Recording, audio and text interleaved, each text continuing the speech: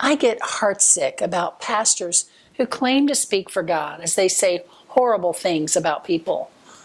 Like the pastor who called his own Christian teenage son disgraceful, demon-possessed, poison. You may have heard words like this, been called them by strangers, friends, people in your church, family, maybe even your dad. You may carry deeper wounds than anyone knows. Well, this mom wants to tell you a few things. I have 5 grown children, including 2 girls who identify as queer. And my life purpose now, through my nonprofit, FreedHearts, is to make the world a safer place, not just for my own kids, but for the entire LGBTQ community. My goal is to free hearts to love and be loved. When pastors or parents condemn their own children, shame them in the name of God, that has nothing to do with those children or with God. It is just fear, and it's indefensible. If you've been on the receiving end of this kind of treatment, I have a few things to tell you from a mom's heart to yours. Number 1, if you were my child, I would first tell you how much I love you. I'd sit with you and brush away your tears. I'd tell you that you deserve to be loved just because you're you, period. Number 2, if you were my child, I would tell you that many parents would love to have you. Countless parents are delighted with their own LGBTQ kids, and they'd be delighted with you as well. Let that sink in. Number 3, if you were my child, I would tell you that you are a beautiful child of God. Yes, you are. I don't care what anyone says. I know you didn't choose to be gay, bisexual, transgender. Who would? But God delights in you exactly as you are. Anything else is a pack of lies. God not love you? That's crazy talk. God made you. Number 4, if you were my child, I would chase away those hateful lies, just as I would chase away a bully or a bad dream. I'd hug you and ask you to listen instead for God's Spirit, saying quietly to you, you're exactly the way I made you. Wonderful, loved, imperfectly perfect. Number 5, if you were my child, I'd tell you that no one has the right to bully you. Not church people, not Christians, not classmates, not parents. Bullying is not love. And it's even worse when people drag God's name into it, as if God supports that bullying.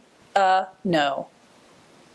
Parents who reject their children, including their LGBTQ children, have their own issues. It has nothing to do with you.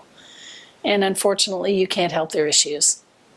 I would remind you that bullies, even parents, bully because they're hurt, afraid, wounded, and bullying reflects their own damage. It doesn't reflect the person they're bullying.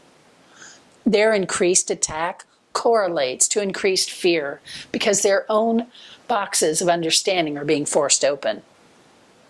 But bullying doesn't mean they're right. It means they're wrong.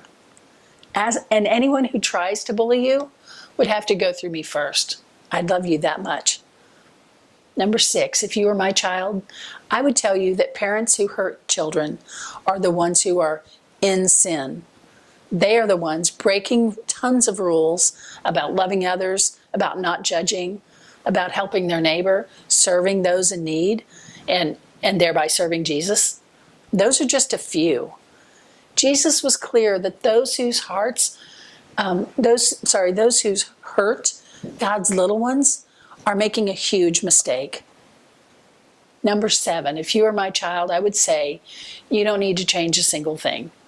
Changing to gain approval is not what relationships are about. And someone who requires you to change does not deserve you.